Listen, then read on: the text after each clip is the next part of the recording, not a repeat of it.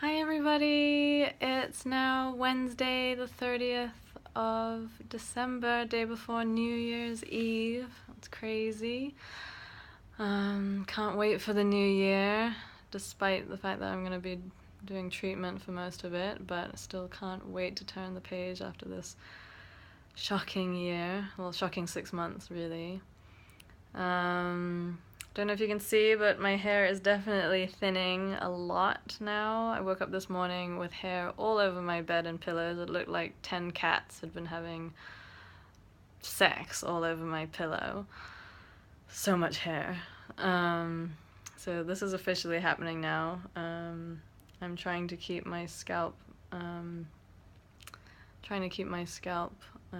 too dry, and I don't want to get some horrible reaction, so trying to keep it moisturized. What else? Yeah, so the hair loss is happening, so that really sucks. I'm still getting used to it. I've just been in the bathroom wiping hairs off my face for the last 10 minutes. A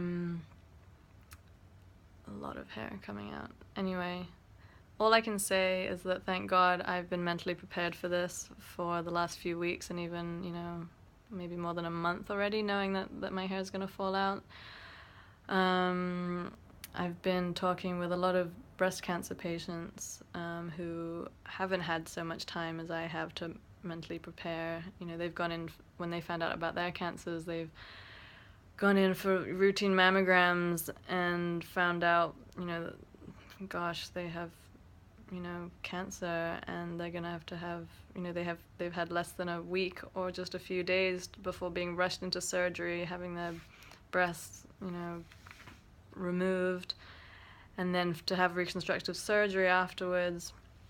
They take a muscle sometimes from the abs to put, so that there's a muscle, because they've had to sometimes have to remove the whole muscle from the breast area. So not only are they having their breast removed, they also have an operation and scars from their ab area, and that means after the operation they can't even move. They have to stay in a V shape in the hospital, sometimes for weeks and weeks, and some of them still can't, after 9 months, still can't do exercise because of the operation was so severe. So after talking to survivors like that, I can only think how lucky I am that my surgery went so well. I was out of the hospital within a week, stitches out after 10 days. I'm totally the same person as I was before the operation. That was my biggest fear right before going into the operation, that I wouldn't be the same person. I wouldn't love the same. I wouldn't have the same sense of humor. Maybe that I would forget loads of things. Okay, I've become really scatterbrained, but in the big scheme of things, I still remember most things.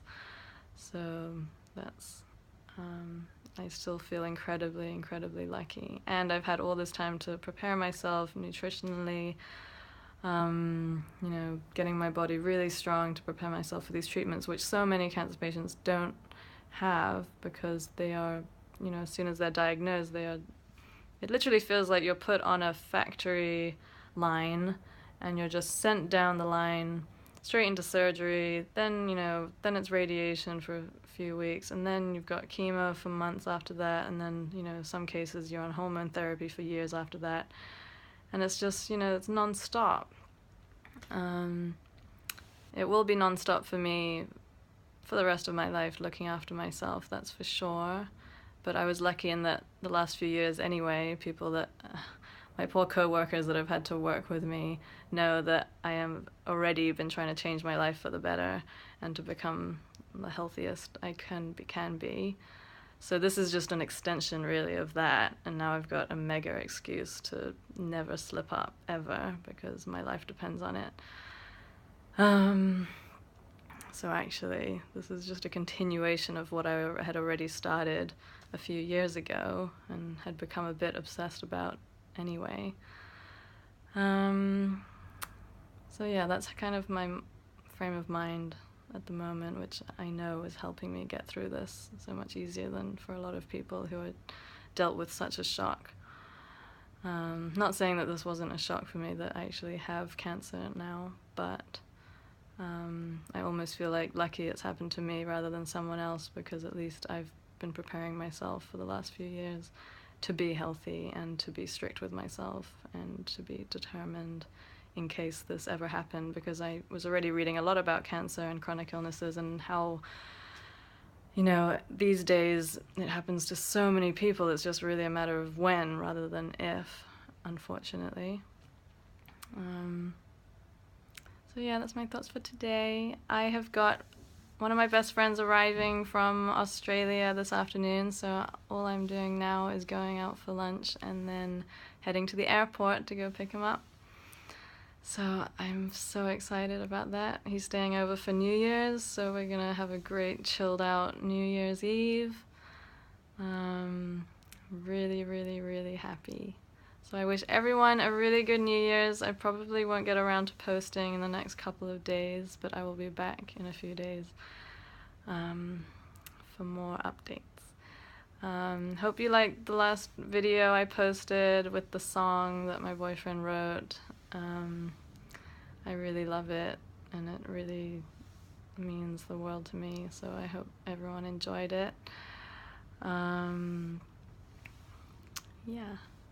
So I will see you soon, guys, and Happy New Year! Bye!